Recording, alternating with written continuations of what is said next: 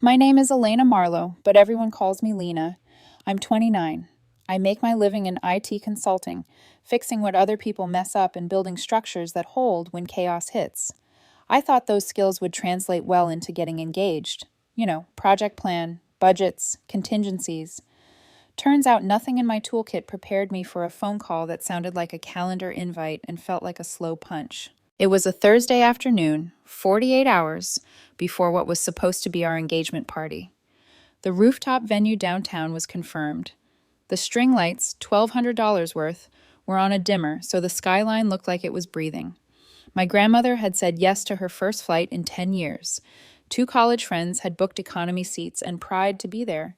We had 80 RSVPs. We had a menu. We had a playlist. We had, I thought, a life about to begin. Adrian called, "Babe, we need to talk about Saturday."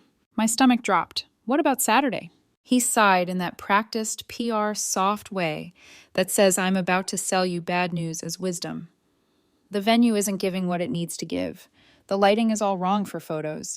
And honestly, some of the people you invited aren't really photogenic, like your college friends and your cousin Deb with the...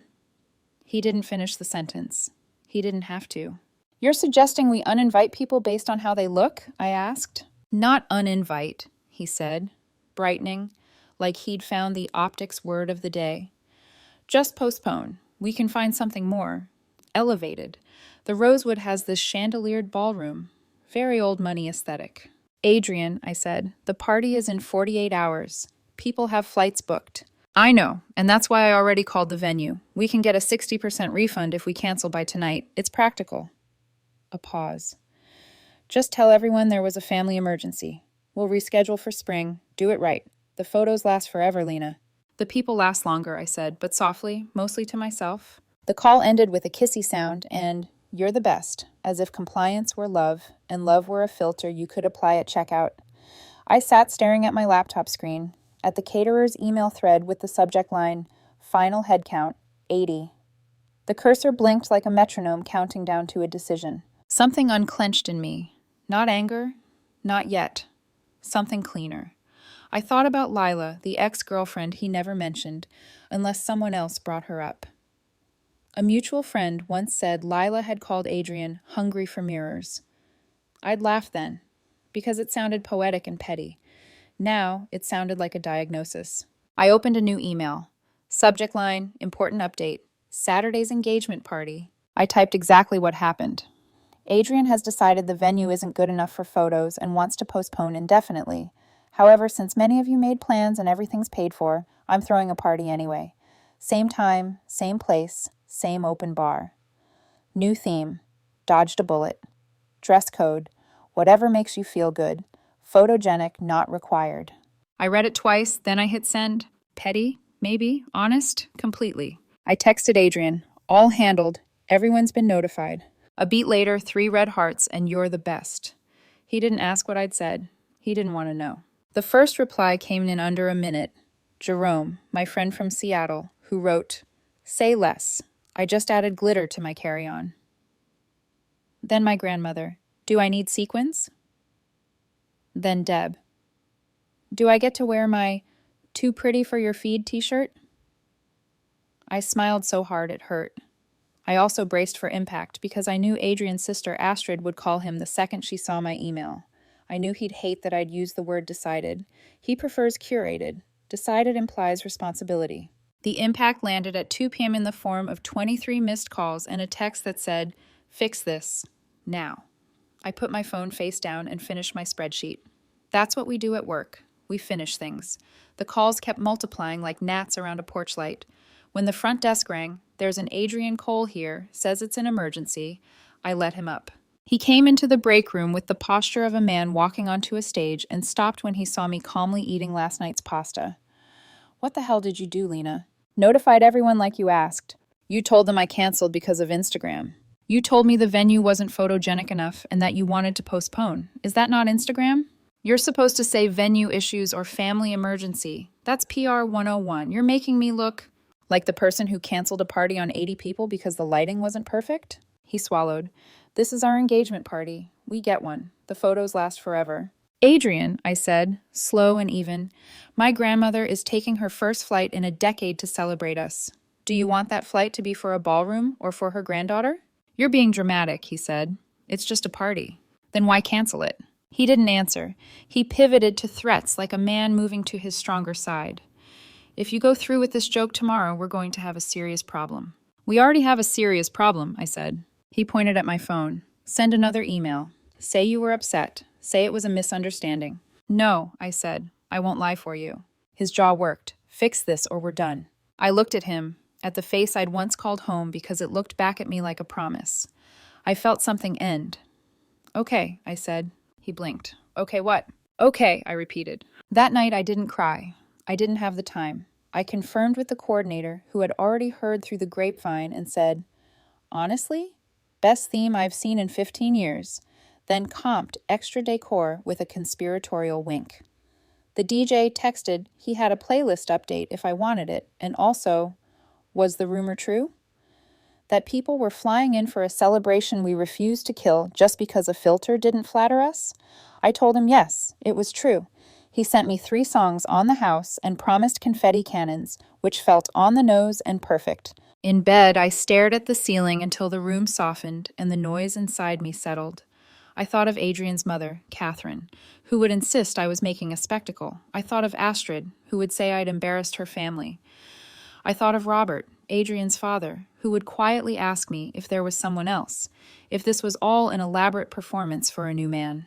That last part made me laugh out loud in the dark. I was not auditioning for a replacement groom. I was trying to keep a promise to my people. Before I slept, I opened Instagram and scrolled back to our proposal photo. Ring, dessert, his hand steady, my eyes wet. I zoomed out and looked at the edges. The cropped-out busboy, the woman in the booth behind us mid-blink, the real life that leaked into the frame no matter how tight you pinch. I didn't feel rage. I felt relief. There are some things that look like loss and are actually a release valve. Saturday, 6 p.m., the rooftop would open. The skyline would breathe. And whether or not it photographed like a dream, we were going to celebrate being awake. By the time Saturday rolled around, the story had grown legs. Someone had screenshotted my email and sent it to a group chat where half the invite list lived. By noon, everyone knew. The phrase, dodged a bullet, had become its own brand. I spent the morning alternating between laughing and questioning my sanity. Was I really about to host a party my fiancé had canceled 48 hours ago? Yes, I was. When I arrived at the rooftop, the city was drenched in late summer gold. The string lights glowed even before sunset, as if the sky wanted to be part of the rebellion. The coordinator, a woman named Jenna, met me at the entrance, grinning. This, she said, waving at the setup, is the best thing I've ever seen. You might have just started a trend. I smiled. If I did, it's the cheapest therapy I've ever paid for. The guests came in waves. Jerome from Seattle, holding a cake that said, "Congratulations on your freedom." Deb in her "Too Pretty for Your Feed" t-shirt, twirling like a model. My grandmother, in sequins from shoulder to ankle, declaring, "If I'm not photogenic enough, might as well blind them with sparkle." Every arrival felt like a stitch, sewing my confidence back together. It wasn't revenge, it was reclamation. Every laugh, every toast, was me saying, I'm done living in someone else's filter. Around 8 o'clock, something magic and a little mischievous happened. The single men gathered around me and said, "We have an idea." A group photo, recreating those classic bridesmaid poses but flipped. The almost groom in the middle, surrounded by men raising champagne flutes. I laughed so hard I cried. One of them, my coworker Miles, said, "For the record, this is the best engagement party I've ever attended." They posted it online with the caption, "When you realize the bride wasn't the only catch." The post exploded. Within an hour, my phone buzzed nonstop. Notifications, mentions, DMs. Someone coined a hashtag. Had dodged a bullet party. By 9:30, Adrian was calling. Then texting. Then calling again. 23 missed calls. I turned my phone off and let the music take over. The DJ must have known, because halfway through the night, he played Before He Cheats. Then, Thank You Next. The rooftop erupted. Even Grandma danced. Jenna, the coordinator, whispered, "You realize this is going viral, right?" I shrugged. If it makes one person cancel a bad engagement, it's worth it. Between songs, people shared stories. A friend confessed she'd once almost married a man who made her redo a Christmas photo because the lighting flattened her face. Someone else admitted she'd broken up with her ex after realizing his proposal video had 6 retakes. It hit me then. This wasn't about one shallow moment. It was about all the times we let ourselves be reduced to aesthetics, all the quiet compromises we make to stay photogenic in other people's lives. Around midnight, I stood at the edge of the rooftop, looking at the skyline. The lights blinked, like Morse code from a universe that finally understood me. I wasn't sad. I wasn't angry. Just free. I realized that somewhere between hitting send on that email and hearing the first laugh tonight, I'd stopped needing Adrian's approval to feel seen. When the DJ wrapped up, he handed me a flash drive. "Your playlist," he said, "free of charge. Best crowd I've had in years." Jerome clinked glasses with me and said, "You know, if this were a rom-com, your ex would show up right about now." "Yeah?" I asked. "What would I do?" "You'd give a speech about self-worth, cue dramatic music, and everyone would cheer." I laughed. Real life doesn't need a soundtrack. But deep down, I knew something dramatic was coming. Adrian wasn't the type to vanish quietly. At 1:45 a.m., my phone vibrated. A single text from Astrid, his sister. "You humiliated him. Hope it was worth it." I didn't reply, because for the first time, it was worth it. The party wrapped up around 2 a.m. We left the rooftop covered in glitter, laughter, and empty champagne bottles. The last photo taken that night wasn't posed. It was me, barefoot, holding my heels in one hand and my grandmother's arm in the other. Jenna snapped it without warning. No filters, no retakes. And somehow it was perfect. When I finally got home, my phone lit up again. This time with messages from people I barely knew. Screenshots, reposts, hundreds of comments like, "She's iconic." Somebody finally said it. This is healing. The internet had chosen its side before Adrian even opened his mouth. But I knew him. He would open it soon. And when he did, he wouldn't go down quietly. I poured a glass of water, sat on the couch, and waited for morning. I had no idea it would arrive with more fury than sunlight. Sunday morning hit like a hangover laced with adrenaline. The sunlight felt too loud. My phone, even louder. By 9 o'clock a.m., there was pounding at the door. Sharp, relentless, like guilt trying to get in. When I opened it, I found Adrian, his mother Catherine, and his sister Astrid standing there as if they'd come to stage an intervention. He looked furious. Catherine looked rehearsed. Astrid looked like she'd rather be anywhere else. "You look disgusting," Adrian said, eyes flicking over my wrinkled shirt and messy hair. "Good morning to you too," I replied. Catherine stepped forward, voice dripping with manufactured grace. "We're here to talk some sense into you. How dare you humiliate my son like this?" I leaned against the doorway. "By telling the truth?" "You've turned our family into a laughingstock," she continued. "Everyone's talking about it. Even my book club saw the photos." I blinked. "You have a book club?" That didn't go over well. Adrian cut in, holding his phone like a weapon. "Do you have any idea what you've done to my reputation? That photo with all those guys, the captions? You made me look pathetic." "You made yourself look shallow," I said evenly. "I just gave people context." Catherine raised her chin. "You will post an apology today. Say you were drunk. Say you were emotional. Delete the photos. All of them." "No." "Excuse me?" I said no. "I'm not rewriting reality, so you can keep pretending this was about lighting instead of values." Adrian's temper snapped. "You've always loved playing the victim, Lena. You want people to pity you, don't you? The poor girl with the modest job, the basic apartment." I felt the sting, but stayed still. "I was trying to elevate you," he said, his voice rising. "Make you someone worth being with." The air changed. Even Catherine froze.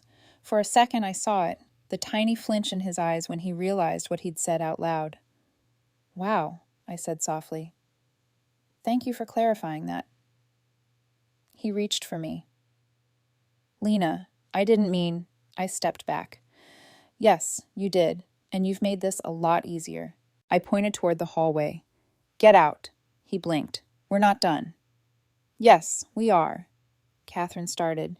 "You're making a huge mistake. No one else will put up with— With what? I interrupted. My job?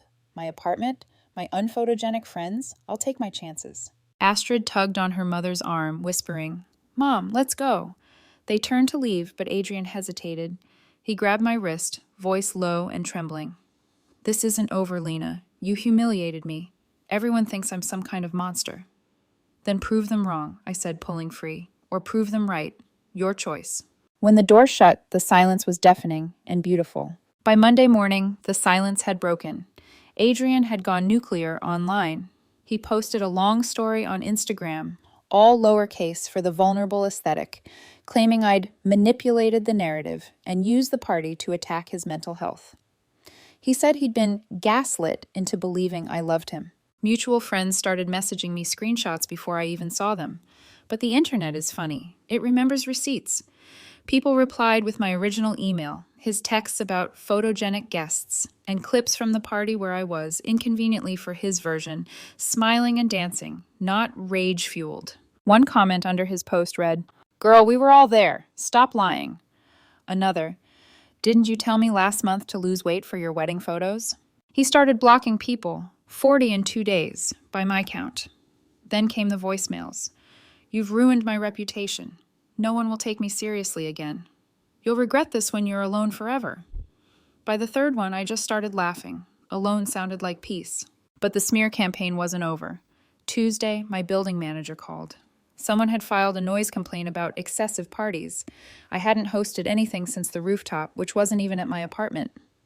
Then my boss pulled me aside. Hey, someone sent HR an anonymous email saying you're unstable and publicly humiliated a coworker. I know it's nonsense, but just a heads up. He smiled. My wife still can't stop talking about that party, by the way. I exhaled in relief. That afternoon, I got a text from a number I didn't recognize. Can we talk? Robert Cole, Adrian's dad. We met at a coffee shop the next morning. He looked tired, the kind of tired that doesn't come from lack of sleep, but from years of watching someone spiral. I'll cut to it, he said. Adrian wants to sue you for the deposits he made. He canceled, I said. He got a refund. Robert nodded. I know. I told him it's ridiculous, but he's talking about defamation, emotional distress, all sorts of nonsense. Defamation? I said. He admitted everything himself. Robert sighed. I'm not here to defend him. Catherine and I, we never liked how he treated you. The constant criticism, the control. We thought marriage might mature him. Marriage doesn't fix people, I said quietly. He gave a sad smile. No, it doesn't. I told him we're not paying for a lawyer. He's burning every bridge he has, fired his assistant because she liked one of your photos, told Astrid to cut off anyone who went to your party. He's unraveling. I stared into my coffee. That's not my problem anymore. No, Robert said, standing. It's not. But for what it's worth, the party looked like fun. I smiled. Catherine could have come. She would have, he said dryly, if her son hadn't called it off for being insufficiently photogenic. We both laughed, the kind of laugh that comes from exhaustion and freedom meeting halfway. 2 days later, Adrian tried one more trick. He created a Facebook event for a new engagement party, our engagement party, scheduled for next month at the Rosewood Hotel. He invited everyone from the original list. The responses were savage. Do we need headshots to get in? Is there a BMI requirement this time? Sorry, I'll be at my Too Ugly for Instagram support group. The event vanished within hours. By then, I thought the storm was over. But Adrian wasn't the type to fade out quietly. He was the type to go out with flash photography. And the next time he appeared, he wasn't alone. It was a Thursday morning, 2 weeks after the rooftop party. I was halfway through my first coffee when the receptionist at my office called. There's a man here, she said carefully, and he's brought a photographer. My stomach sank. Let me guess, I said. Perfect lighting, crystal chandeliers, very old money aesthetic. It was Adrian, standing in the lobby with a bouquet and a professional photographer who looked like she wanted to disappear. When I stepped out of the elevator, Adrian lit up as if we were in some rom-com climax he'd written himself.